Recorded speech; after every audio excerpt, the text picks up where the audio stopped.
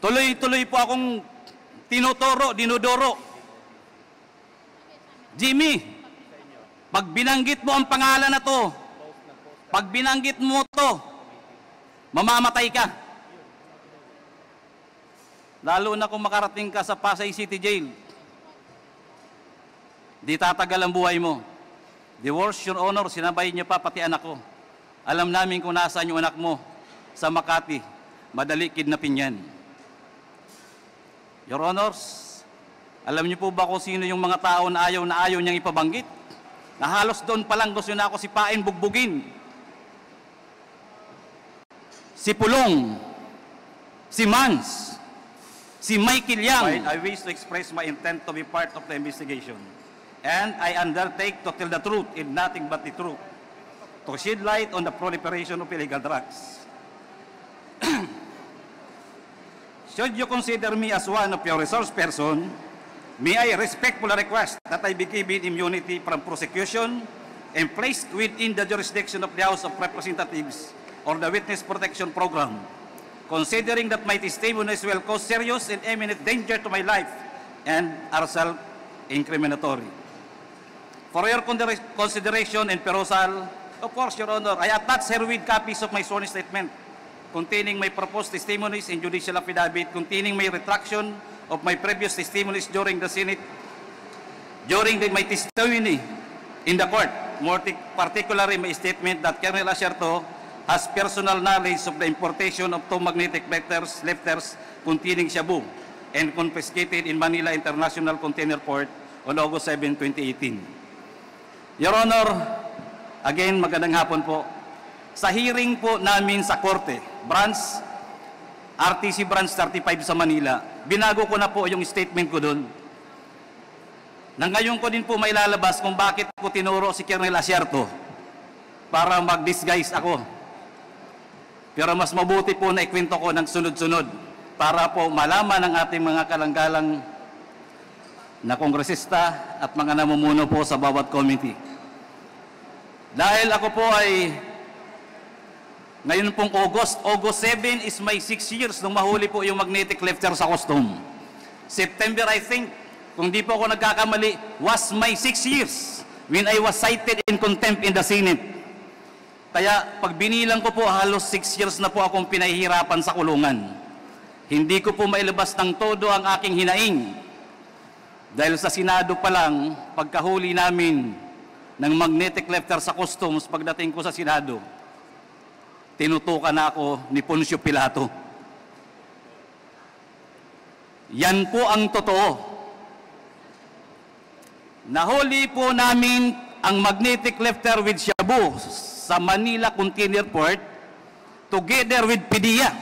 Then, kasama ko po si Colonel Pajardo, Director of the NCR PDEA. Kasama pa rin po namin si Colonel Asierto. Kami po ang nagbuo nito para mabuo ang malahat at maayos at mahuli ang illegal na droga dahil yun po sa utos din sa akin ng Director ng CIS where I belong. Ako nga po pala si Jimmy Guban, Intelligence Officer ng Bureau of Customs before. Then I was also designated as the Chief OIC of the CIS Port of Manila. Ako ngayon ay si PDL Jimmy Guban with prison number 8223 P5046. Masama po pala manghuli ng illegal na droga sa loob ng Bureau of Customs. Sumunod lang po ako sa utos ng pamunuan. Dahil noon po ay katatapos lang natanggalin ang pinuno ng Bureau of Customs. Pinalitan na galing sa PDEA na ang pangalan ay si Commissioner Isidro Lapiña. During that time, Your Honor, operatiba na po ako. Organic po akong operatiba ng Customs Intelligence and Investigation Service. That is 17 years. Marami pong inuutos sa akin, marami pong reports na nare-receive namin na still nandoon ang mga tao ng First Family at pati sila ay nag-i-impluensya. During their first few months, Your Honor, marami na pong nawawalang containers. sa Port of Manila, sa Taguluan, MICP, missing. Even in our intelligence report, we received already about 7 to 10 containers loaded with shabu. Isa ho itong magnetic lifter na isiswing nila, na hinabol namin, inayos ko because I was then chef. May aksik na ho ako sa E2M. Nakuha po namin, positibo, nag-joint press release ang BOC Commissioner at DG ng PIDEA sa loob ng Bureau of Customs. It was a good accomplishment. Your Honors, pagdating ho sa Blue Ribbon Committee, nagbago. The night before the Senate Blue Ribbon Committee, may tumawag sa akin, hindi ko kilala, nag-ring ang cellphone. Another ring, may kasunod na text, nagpakilalang si Dis Mangawang. Dis Mangawang is our collector, deputy collector during the time sa Port of Manila. Nagpakilala siya, kaya sinagot ko, pero hindi ho kami yan magkaibigan as an employee of the Bureau. Sinabi niya na tumatawag sa iyo si Paring Bini. Kausapin mo. Si Paring Bini. I am referring to Mr. Bini Antiporda. Kausapin mo kung ano pa magagawa sa kargamento. Sinagot ko kagad siya. Madam, sorry. Trabaho, huli na yan. Accomplishment yan. Your Honors, pagdating po sa Senado, sa Blue Ribbon Committee, nag-hearing, after the hearing, sinight kagad ako, I was cited in contempt. Dinala ko kagad ako doon sa kwarto. Gusto ko hong magpahinga. Tiningnan ko kung anong pwede kong magawa. Dahil mali pala ang magtrabaho ng tama. May sumunod po sa akin na kumatok. Sabi ko, siguro ko may tutulong sa akin. Nagpakilalang, taga Blue Ribbon to. Buksan mo pinto, babae. Sana po makuha natin ang CCTV. Nakita ko po staff ng Blue Ribbon. May sumunod po sa kanyang pumasok, diretso sa kwarto ko.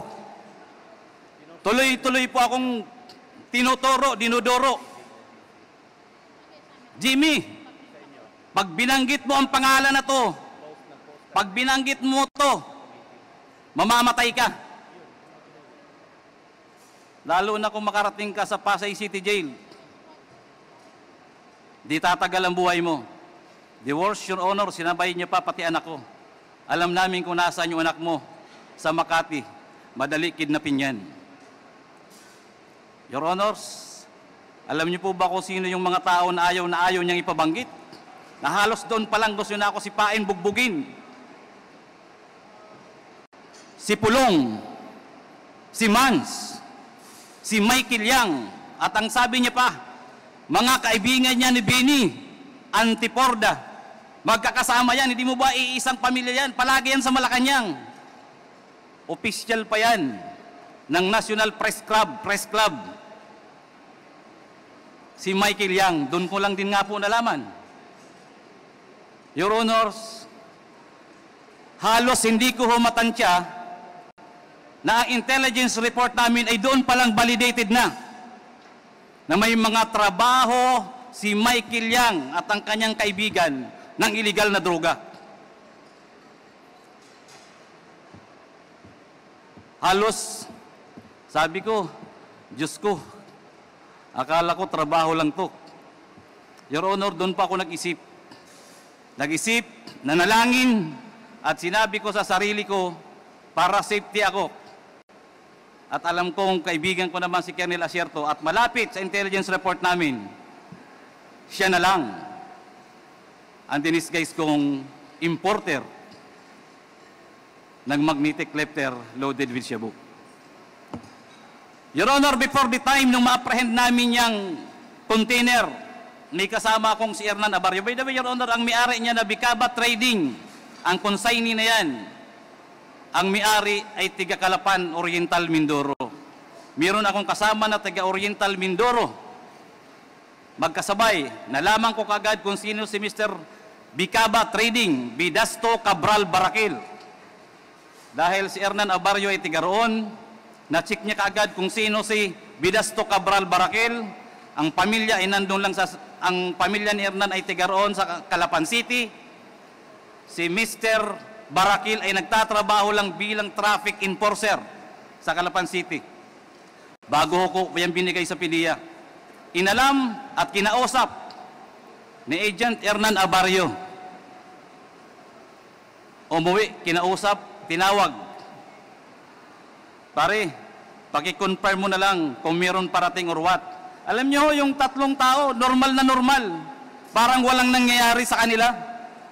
At yung isang inchik, 2 or 3, sabi sa akin, pare, yung inchik nga, hindi takot eh. Sabi ko, bakit? Sabi niya, Michael Yang yan eh. Michael Yang yan, advance. Pulong. Kami hingi na lang ng tulong sa inyo, tulong yan. Wala pong kakwinta, parang hindi po parang normal na normal lang. Na yung importation ay kay Mr. Bidas, ang consignee ay Bicaba Trading. Your Honor, yun pong tatlong yun, nakuha po yun ng PDEA. Invited by the PDEA or arrested. It was only presented once sa Senate. Umamin sa Senate na kanya yung kargamento, gamit. Pinakiusapan siya ni Mr. Ponichin. I'm sorry, Your Honor, wala pa akong copy. Nagaling po talaga ako sa Bucor. Nandoon po yan, nababasa po yan natin, mababasa at mababasa natin yan. And I can bring that document here. Napakalinaw ng tanong ng chairman ng Magic Blue Ribbon Committee, ng Senate Blue Ribbon Committee.